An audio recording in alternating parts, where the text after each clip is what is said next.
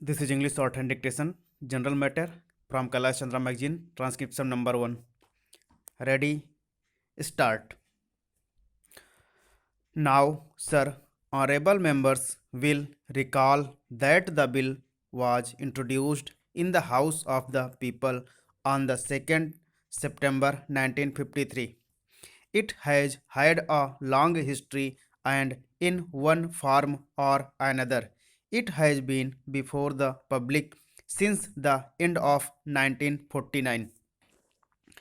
In the statement of objects and reasons, the various stages through which the bill has passed since 1946 have been summarized, and I need not recapitulate on this occasion the circumstances in which the then government of India took the decision in early 1946 to initiate an inquiry into the reform of our company law.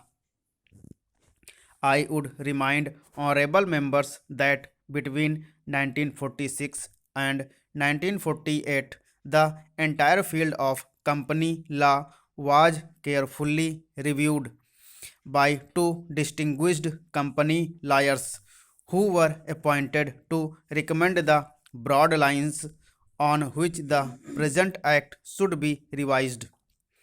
Their recommendations were examined in the then Ministry of Commerce, and certain tentative departmental views which emerged were circulated in a comprehensive memorandum to all recognized trade and industrial associations, bar associations, the high courts, and the state governments that brought us to the end of 1949.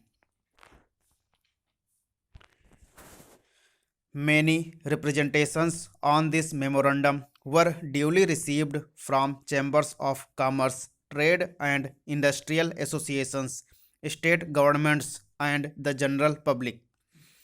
At the end of 1950, the Government of India appointed a committee under the chairmanship of Sri Bhabha to go into the entire question of the revision of the Companies Act with particular reference to its bearing on the development of trade and industry in this country.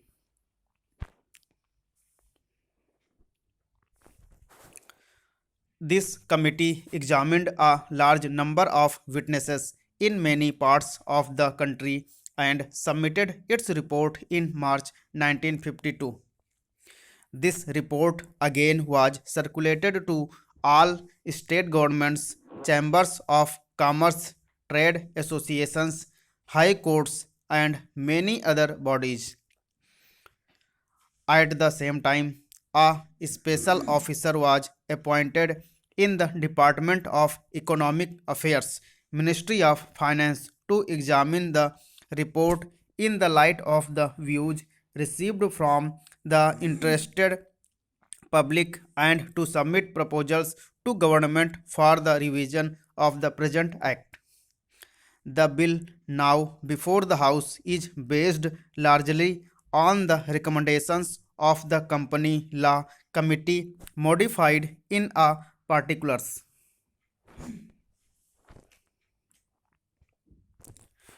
Honorable members will notice that so far as public relations go, the bill has covered adequate ground in a measure like the Companies Bill, however, which covers the entire field of the operation of joint stock companies.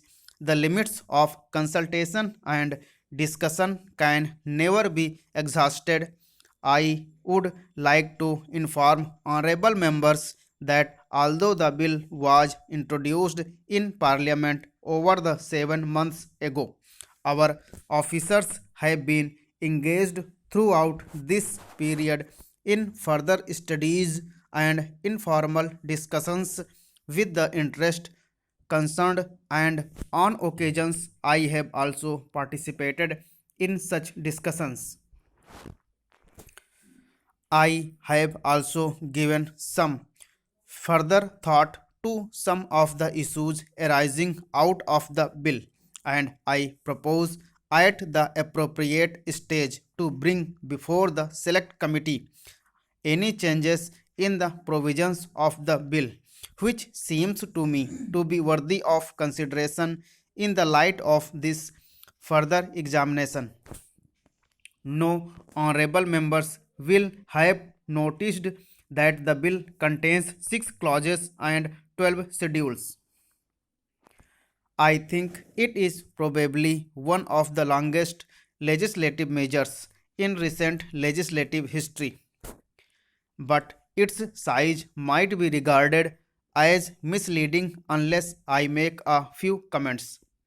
The bill is both, one must remember, a consolidating and amending measures. As mentioned in the statement of objects and regions, this is the first opportunity which has occurred since 1923 for the consolidation of the Companies Act.